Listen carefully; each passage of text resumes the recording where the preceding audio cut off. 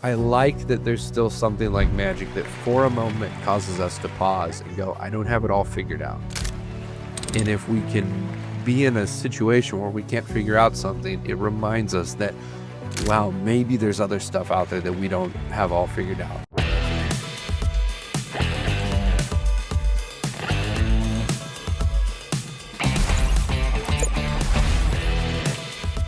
Welcome back, everyone, to the Sparks of Gratitude podcast. We are so grateful for you, and you could be anywhere right now, and you're choosing to be with us. So thank you very much.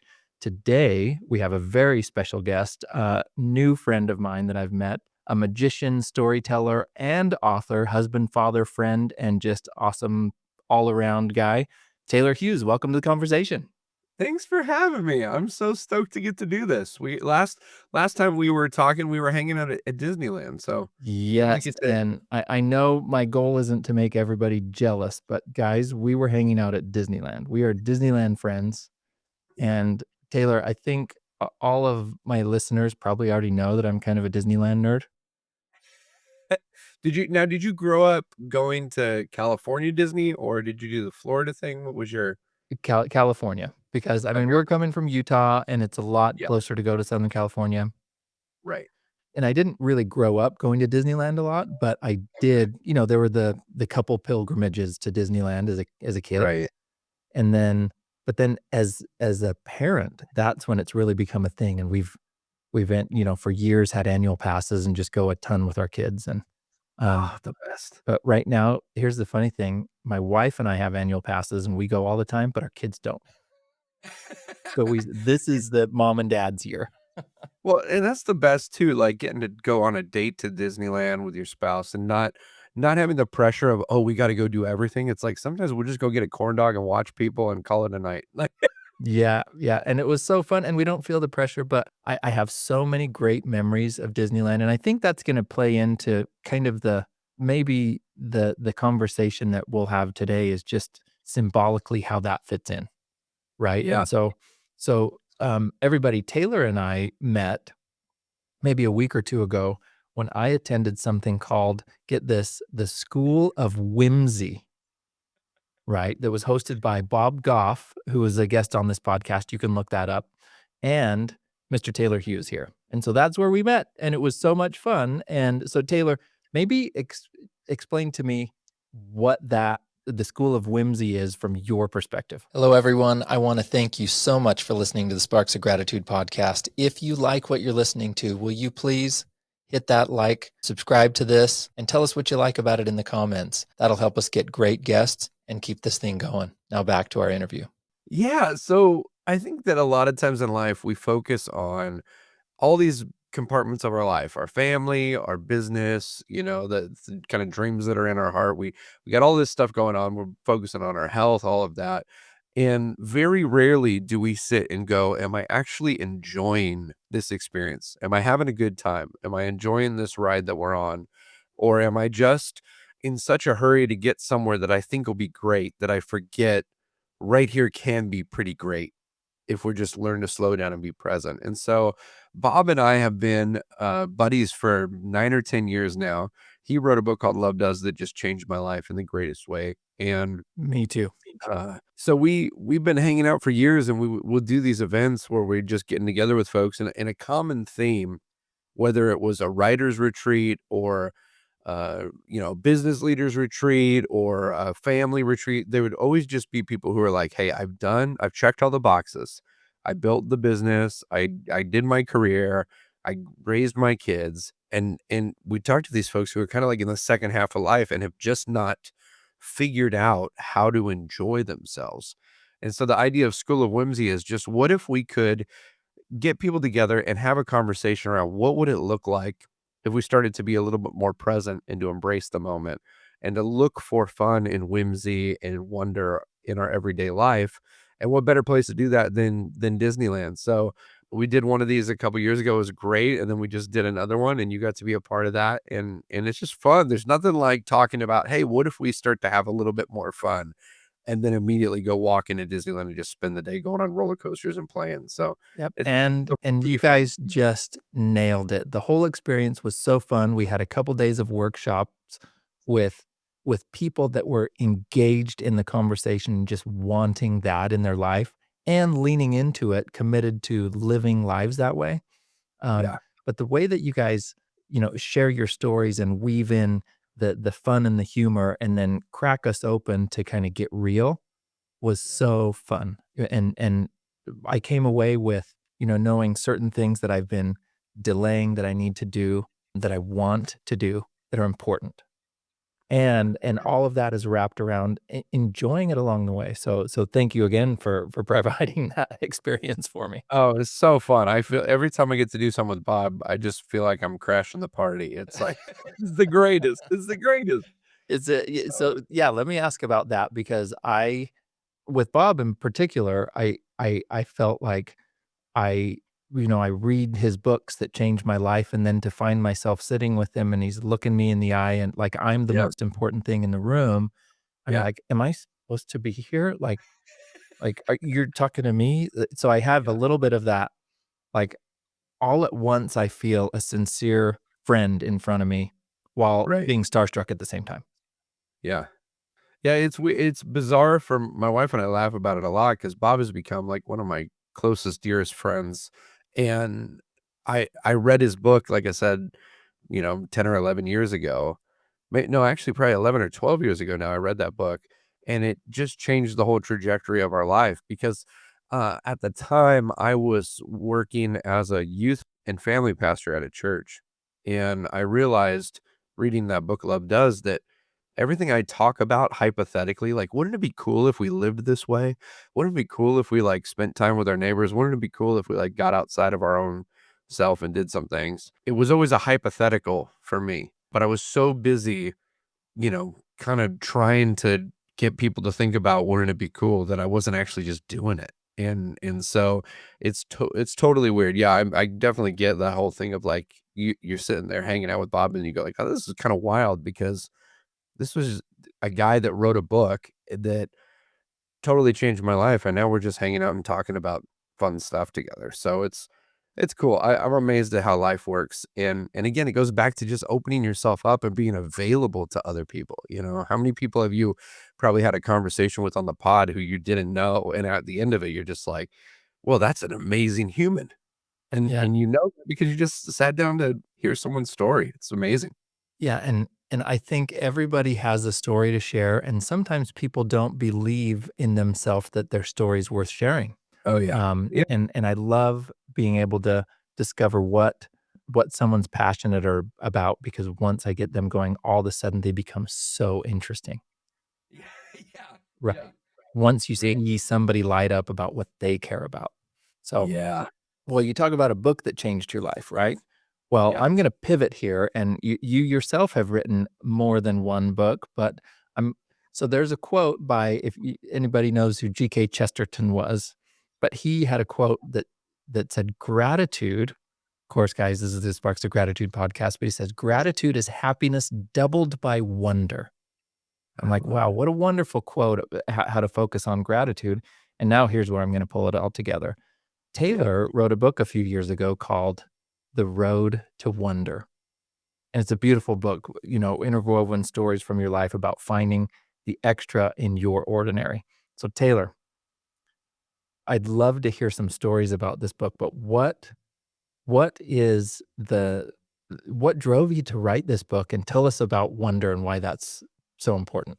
Yeah, I guess, I mean, it really started probably 7 or 8 years ago. My wife called me on the fact that I do comedy and magic shows, and so I was working full time doing comedy and magic, and the shows were fun, but they weren't very personal. There just wasn't much of our life in what I was telling or the routines that I was doing.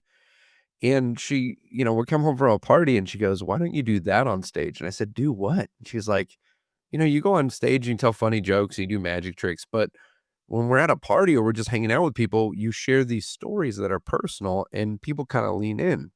And something just like a light went off and I just went, "Okay, now I want to just try what it would be like to just share some real personal life stuff." And it transformed everything about the way that I do shows because now I don't ever go, what joke do I want to tell or what trick do I want to do? I just go, what story do I want to share? and then what's the vehicle? Sometimes a magic trick helps me get there, sometimes a joke helps me get there.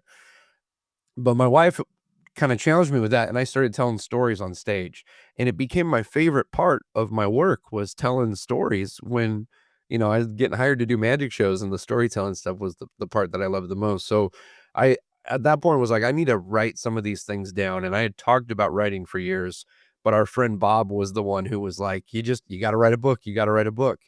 And then, when COVID hit in 2020, there was nothing going on. Because I do live entertainment. So overnight, it was like my whole job didn't exist for a long time. And I sat in this room where I'm talking to you from right now. It's my tough shed in my backyard. I call it the world shed quarters. And I started writing down stories. And I said, until things pick up again, this is gonna be my job. I'm just gonna write these stories down. And so I just wrote and wrote and wrote, and about 3 months later, had a draft, and yeah, kinda went from there. Well, I am so grateful that you took the time to do that, and, I mean, on one hand, it was just you had to because everything else kind of shut down. I need something to distract myself. What am I gonna do? But what I got from this when I read this, Taylor, is, of course, I see everything through the lens of gratitude. I mean, this is what Right. my conversation is all day. But what I saw is you just telling countless stories of your life, and this is your gratitude reflection to your younger self Yeah. Yeah, for of sure. all these stories and the lessons learned, and then application of how to see wonder in life. And so I just loved it for that. Like, I recommend it to everybody. We're gonna show you in the links down there how to find it, but just look it up. Taylor Hughes. Google him. You'll find all Oh, sorts of thank stuff. you. And so Taylor, so I just mentioned kind of gratitude to younger self. You do tell a story in here about, anytime you might need some advice to talk to a friend, and you Yeah, said my 8-year-old self. yeah. So can you talk to me about that? Why is that important?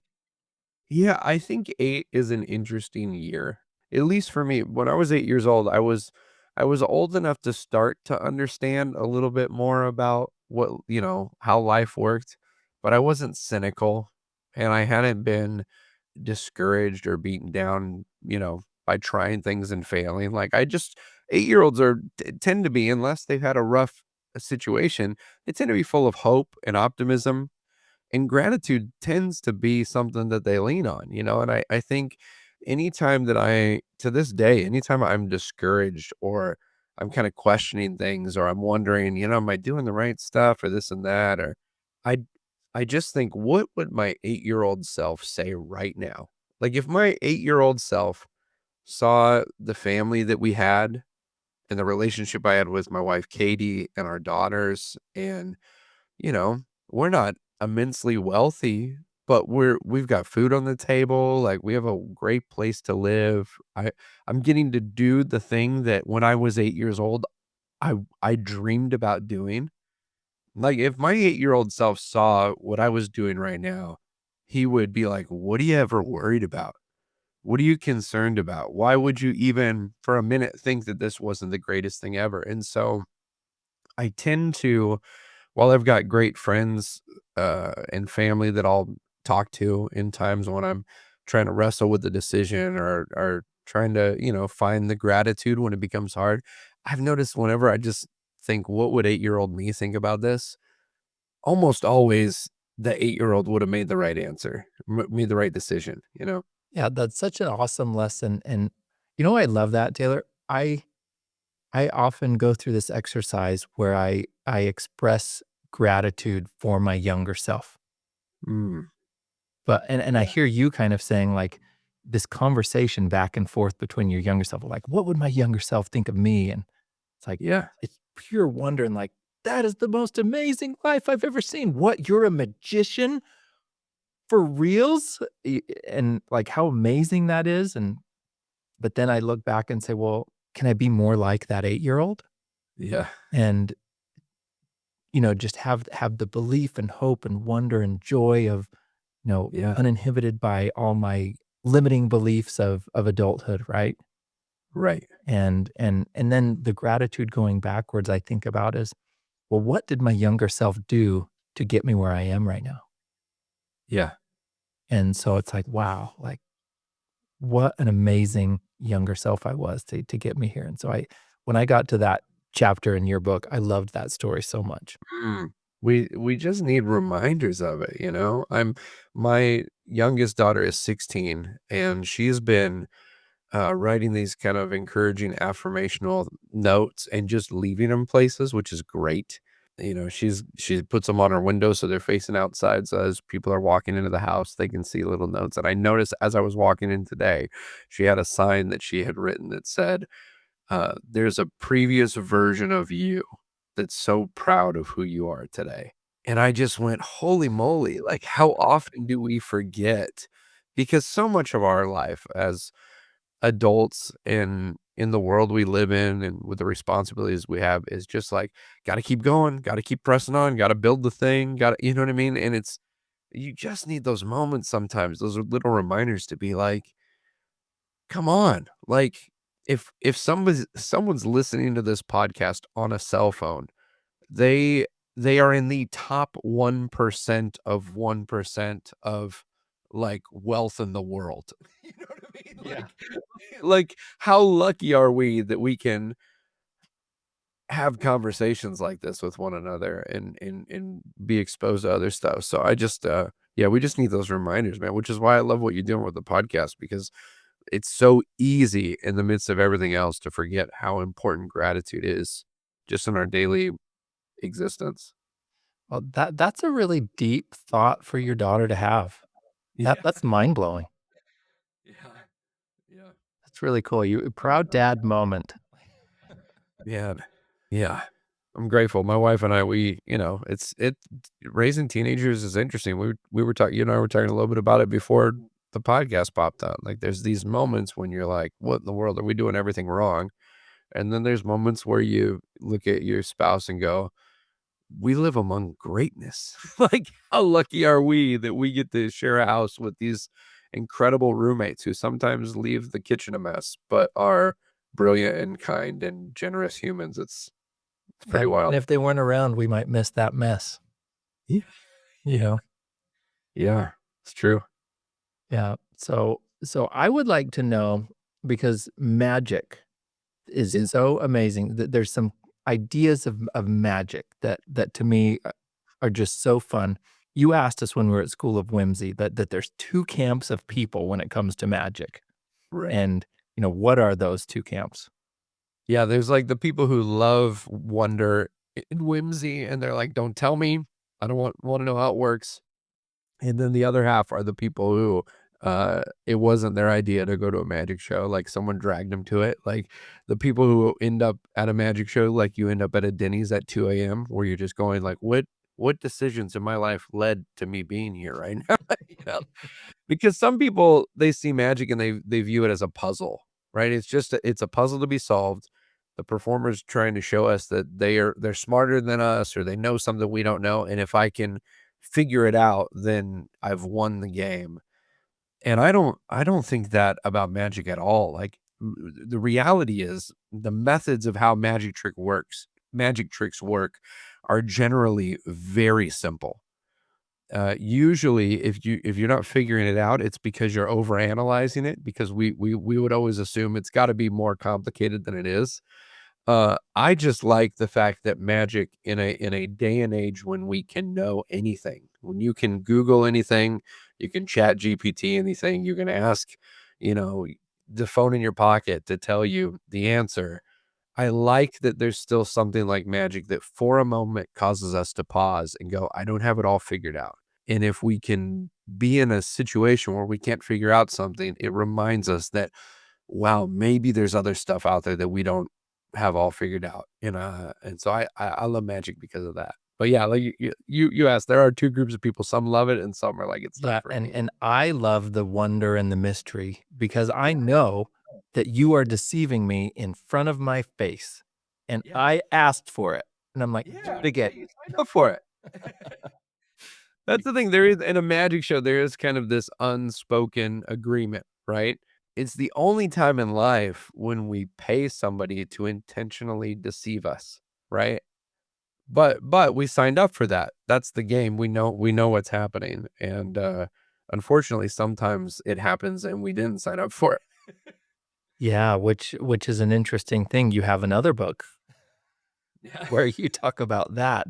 So, I mean, I'll highlight that. I've got it right here, but you have a book called, Misdirection, which is a Yeah. magician's guide to stopping and avoiding manipulation in your life. So it's interesting how the paradox of those 2. It's funny, I had written the first book and, it'd been about 6 months, and, our buddy Bob Goff goes to me, he goes, "Well, what's the next book gonna be about?" I'm like, "I haven't even thought about that."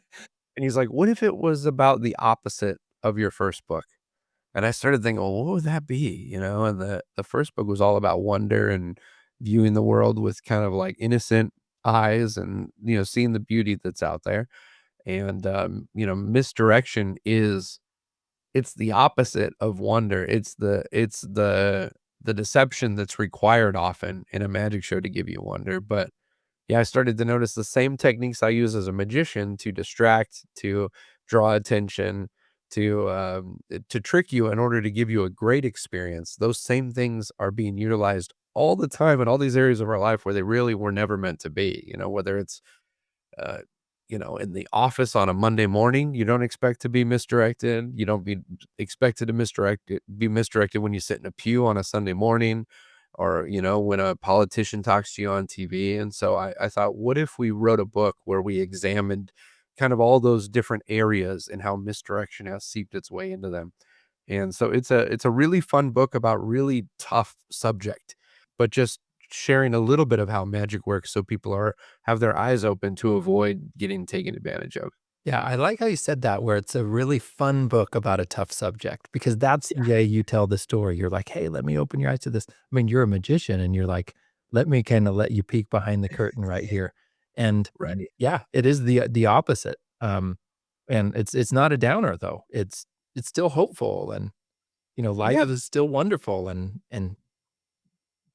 Yeah, so life like life is wonderful, and, it's interesting. There are challenges, and there are victories, and there is good, and there is bad, and it all coexists. And so, one of the things my wife and I talk about is, like, trying to live with the windows open, like, where we let the good in and let the good in and the bad in that comes and goes, and just realizing that's life, right? That ability to go through challenging stuff and just have the tools to help it be a little bit easier. And so hopefully, I'm hoping with this book it saves people some heartache so that they can, learn not from having to experience it themselves. Yeah, yeah, I hope so too, and I recommend it. It's great. Kathy and I sat in bed, and I this is one of the only books I've ever sat and read out loud to my wife. I felt like I was in elementary school, and but we were reading it out loud. It was so fun. Um so can I go back in time again, Yeah. because I just love this idea of wonder and your 8-year-old self or even younger. Yeah. But magic comes. I love the stories of how comedians become comedians or a magician Yeah. becomes a magician. It's like Yeah. all of us are fascinated and wowed by them, but somebody actually did it and became one, and I'm like, I go to the show, but you're like, I'm gonna be that guy. And so where did that spark come from? Yeah. And and then who were the heroes in your life that Yeah. that that helped you along the way? I got a magic kit when I was a kid. And I think this is what's funny is it's like, it's not like magicians all of a sudden they did a thing in advance of other people to grow. They just never did anything different. Like every kid gets a magic kit at some point in their life. I just never stopped playing with it.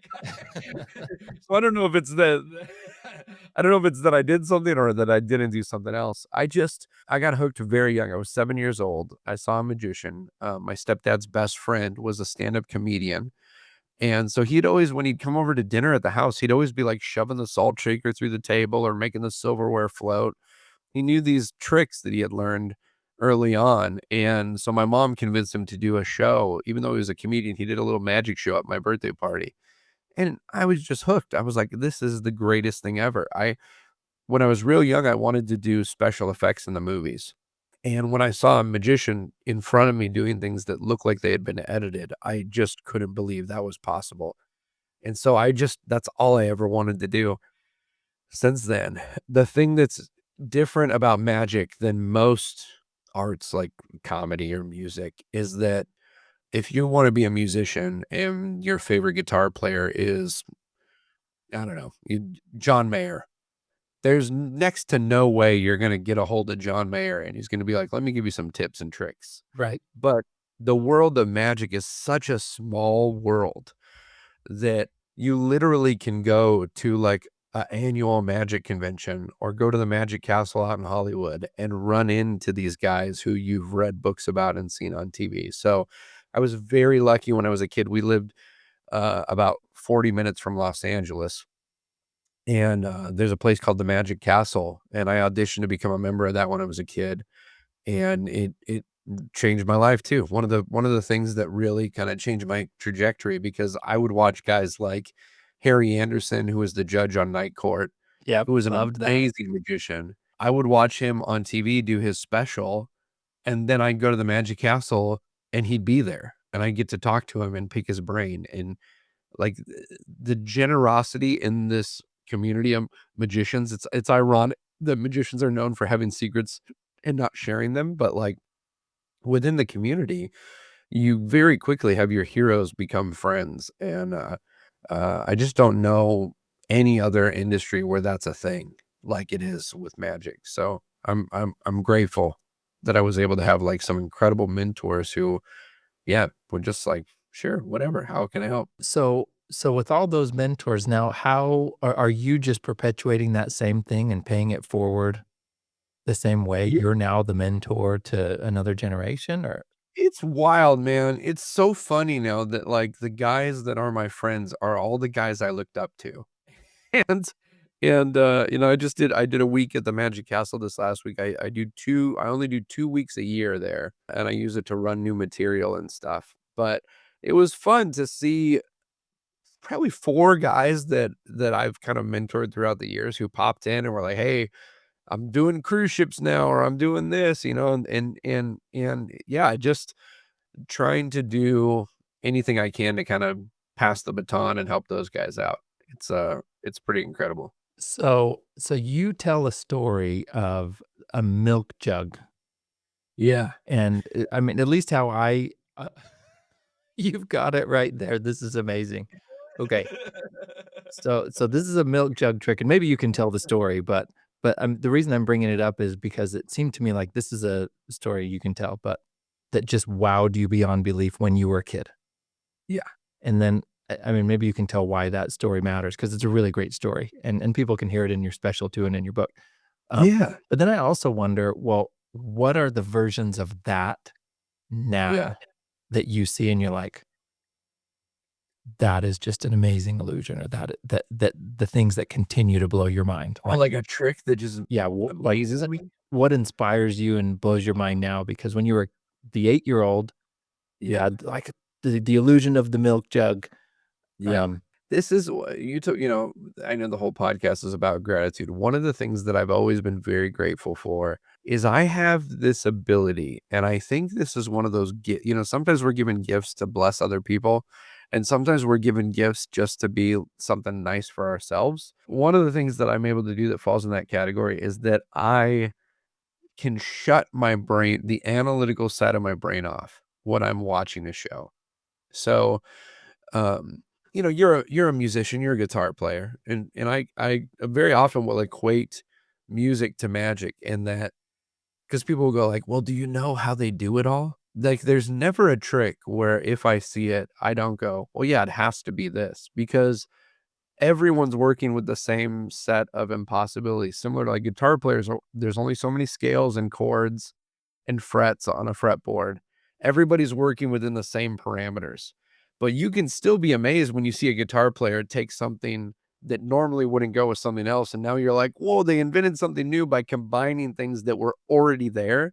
And you're amazed, but you know what they're doing technically, right? You know well, yeah, they had to use this scale and do this to get there, but it still can be amazing. With magic, I am able, if I decide to like go on a show and just be like, I'm going to be 5 years old, I'm just going to enjoy this. I'm able to view it like someone who doesn't know how magic works. So that is like one of the things I'm most grateful for, but it makes it so that I'm constantly amazed by stuff in magic. Like there's tricks right now that yes, if I took 3 minutes and thought about it, I could figure it out, but I intentionally won't throw it into that category in my brain because I like the feeling of not knowing stuff. I think it's good as adults for us to practice not knowing because we just Google everything and then we don't know anymore what it feels like to not know stuff, right? Like we go so quickly from not knowing to immediately knowing that we don't even appreciate that knowledge. So yeah, anyway, I'm constantly amazed. I saw tricks last week at the Magic Castle someone did. I was like, I have no idea. I have no idea what that is. That is so cool. Maybe it's a magician or the comedian's mind. I remember seeing a comedian years ago do a do a bit about that, about remember what it was like to just wonder? Yeah. Like, where you didn't have the internet or anything, and Oh yeah. you hear something or and you're like, "I wonder how that works." And that's Yeah. where it ends. You just wonder, and then maybe over the years of your life, it's uncovered, and then you're, like, amazed. You're like, "Wow, I've always wondered that." You Well, know? when I was a kid, I mean, we had encyclopedias, and it was like that was all the human knowledge we thought existed in the world, and so if it was, like, not in one of the 18 Britannica encyclopedias, I guess we'll never find out. No, I guess we'll never know, so but it's crazy to me, I think, and I also think sometimes that we think we're further along than we are because we have access to knowledge. We're still simple people. You know what I mean?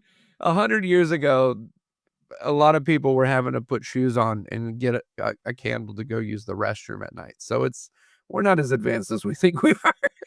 Yeah, put it into perspective. Yeah, I like that. Well, kinda coming back to perspective, I love that you notice kind of the gratitude of your ability to accept wonder.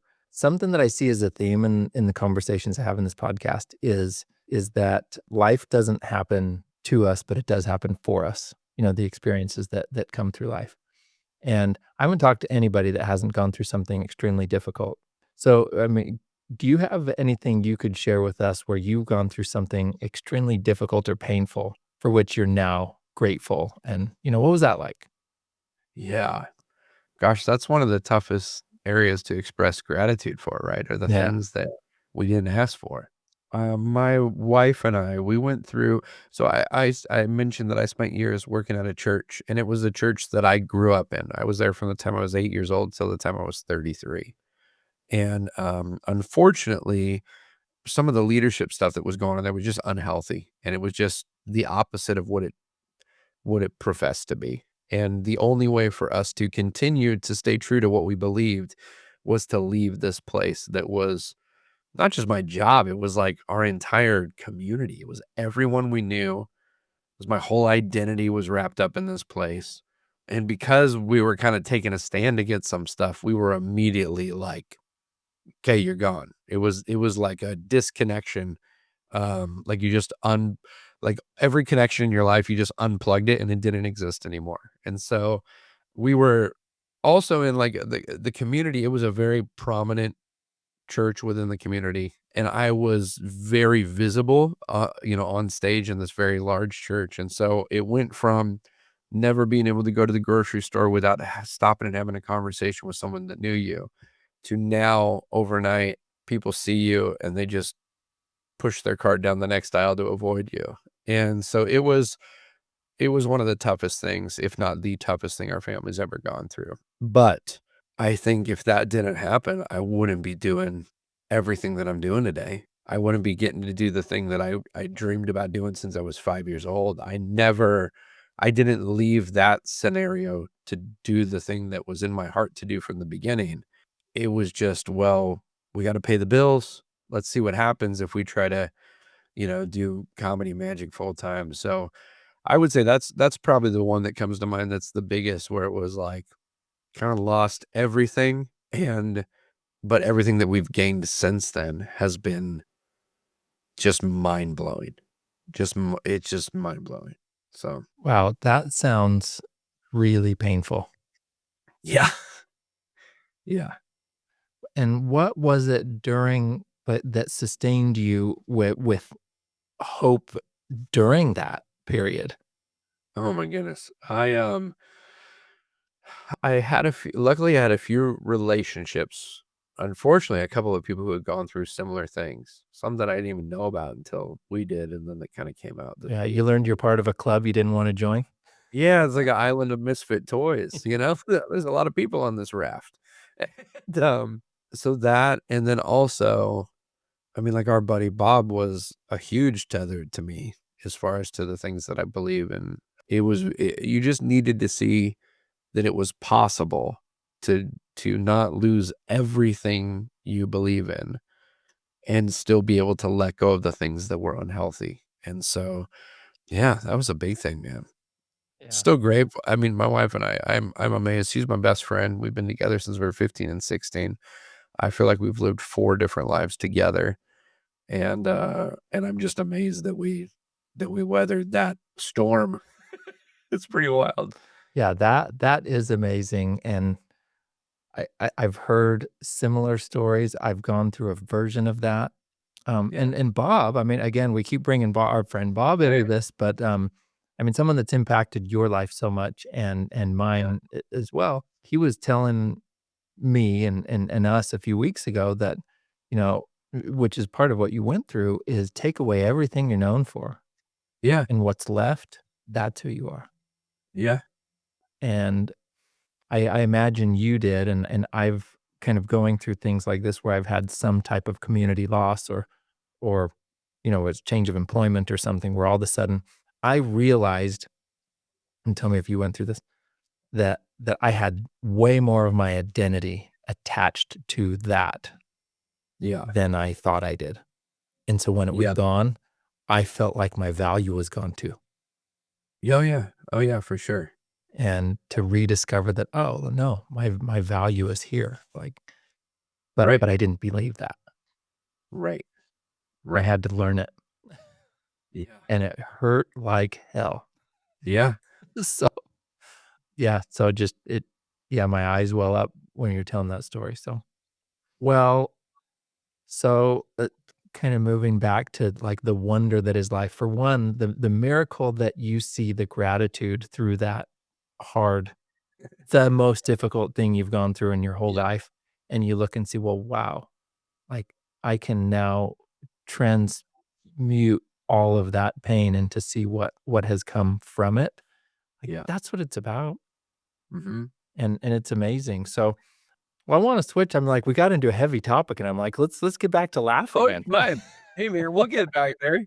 I don't mind the heaviness either. I do think you had asked, "How did I find hope Yeah, in the midst of that?" And the truth is, a lot of conversations like this, like, not just having conversations, but hearing other people share their story, I think that not that hearing other people having a hard time makes you feel good, but it makes you not feel alone.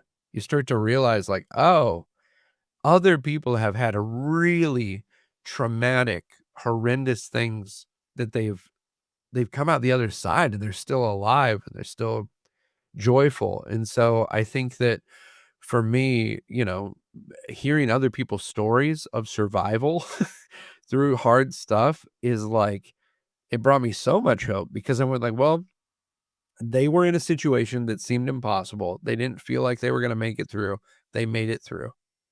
So, shoot, that's how I feel right now. I feel like I don't know how I'm gonna make it through, but I'm gonna make it through, and so that's another thing I revisit too in tough times because, life is hard, but it's amazing, but it's hard. yeah. Being When a how did parent that is change amazing, but it's hard. your perspective to just humanity in general? Going through that and hearing that you're not alone and other people tell their stories. Just when you see anybody, even the unknown new person, like how you see them. Right, right. And it's also, it's very easy. especially now, like, it's very easy to see people that believe differently than whatever it is that you believe and make decisions based on that, and you go, "How in the world could someone decide that or come to this conclusion?" And then you remember, "Well, I used to think totally differently than I do today." You know, I think that it gives a bit of compassion when you start to realize, like, we are all just a few clicks away from being in someone else's shoes and seeing something else differently, and so I'm grateful for that. I'm grateful for having lived life one way and now living life a different way, and yet still being who I feel like I've always been.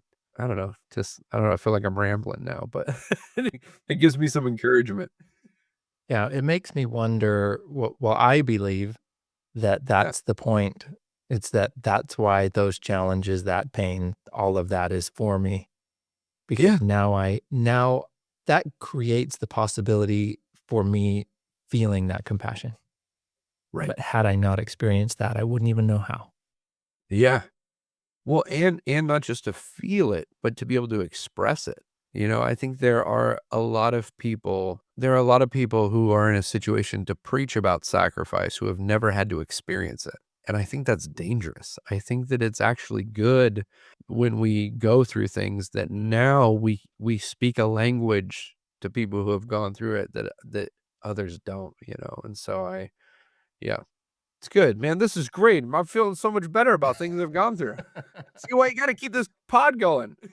Well, good. I'm glad that at least you and me are into it. So I love it. So I've watched your specials. I've seen you do your some of your acts and Yeah, a lot of your tricks. And again, I just think they're so cool. You do this amazing one with the Rubik's Cube. First of all, you just like all the wonder of everything that is the 80s, and you just yeah. into a story and Thank um so this is what I noticed when you do your tell your stories, and I never had the privilege of seeing you do any of your acts before you integrated the personal, right? Okay, yeah, yeah, yeah. And so tell me, was that hard for you to open up the personal part, or did that just kind of break it open and say, "Finally," like, It was probably the second, like, 'cause it there's something about when you connect with people through a personal story that is it's a totally different thing. It's just a totally different thing. There's, okay, so you're a musician. There are some people that just they have the feel, you know what I mean? When you're watching someone play and it's like they are every ounce of their being is coming through the music they're playing. And then there are also people that you can watch and go, "Okay, well, technically those drums are correct, but that person is playing by math." You know what I mean? yeah, you don't There are feel it. They're playing the notes, soul in it. but It's what's like missing? yeah, there's just something different, and for me, you can make people laugh by telling a made up story, but when you can make them laugh telling them something that really happened to you, it's a different thing, man. It's like you just feel it, and so it was scary telling personal stories on stage the first time, but once I did it, I was like it was like it was like, "Oh, I've never done this. I've never really done comedy before." You know what I mean? Like, whatever I was doing before wasn't it. This is it. Yeah, I well, But and when I love the way that you tell your stories, and again, everybody, you're gonna get a lot of those when you read his book. Please read it, and when you watch his special, okay? you're Uh, killing it with the plugs, Randy. you're so good. I had so much fun, Appreciate it. and it helped so much that I mean, we got to spend some time together, and I got to experience Right. face to face and connect, and so I'm like, I am like in your camp, man. Like, Woo! I want to get Same you. here, man. So, but what I love about it is you're telling the stories, you're making people laugh. It's relatable. You have the it's not just a story to make someone laugh and then Yeah. do a magic trick, but I feel something. Like, I feel that there's a lesson in there. There's something Yeah. beyond that, and so tell me, like, was that, like, the deliberate intent? It's funny, and I think some of this is a product of I was a preacher for years. You I mean, had I some was practice. what'd you say? You had a lot of practice. Yeah, I mean, I joke with people, like, I mean, I tell people I'm a youth pastor, and they're like, "Yeah, we knew." Like, you like, I've got acoustic guitar energy, you know? But I don't know, it's funny because I didn't set out when I was telling stories to have them have, like, a lesson at the end, but I do think there's just something so powerful about using stories or magic or comedy in a transformative way, you know? I no longer since I stopped being a preacher, I made a conscious decision. I'm not trying to fix anybody. I'm not trying to change anyone's mind about anything at all. But I do love it when you can do a show and people will laugh and be amazed, and then they go home and go like, "Ah, I should probably call my dad." You know what I Wow. mean? Like to me, that's just the type of theater that I love. Like I love comedians like Mike Birbiglia who will make you laugh till it hurts. And at the end, you're like, oh my goodness, like I'm feeling grateful, or I'm feeling, I'm thinking about things in a different way. And so I don't think that all shows have to be that way, but gosh, I love it. That's the stuff that You speaks to connect me. with that. Well, you do it so well. And again, I would say that it's you can feel when something's real. Sure. Yeah. People know. That's Yeah. the thing. I'm like, people know. Magicians are notorious for this too, because comedians in the world of comedy, being like having your own perspective and telling your own stories is so valued. And in the world of magic, you can go into a magic shop and buy an entire show's worth of props and do a show. And they'll give you words to say while you're doing the trick, you know? And most magicians never move past that. They just say the words that came with the trick they bought. But I feel like the audience just knows, man. Like if you're gonna tell me when I was 17, I went on a steamboat and played a gambling ring, it's like, no, you didn't. A steamboat? Really? I just feel like the truth is always more interesting. The truth is always more interesting than something made up. I So, love this. Well, and Taylor, I'm so happy we got to share this time and have this conversation and that I could hopefully connect people. Everybody, check Taylor out. Check oh, the links below. And I'd like to know, like, you've done a lot of things. You've created these acts. You've done these specials. You've written your books. yeah. What are you working on now? What are you excited about now? Oh, man, I'm always playing with something. I got kinda hooked on creating stuff. Like, it was only 5 years ago that I made my first special, and as soon as I did that, it was like, since then, in 5 years, we've done 2 specials and 2 books and a solo show. I just like making things. That's all I wanna do too, is just make stuff. So, currently, my wife and I are we're making a little, I guess you would call it like a web series, like a little YouTube TV show that's gonna be really fun because she's a full-time thrifter.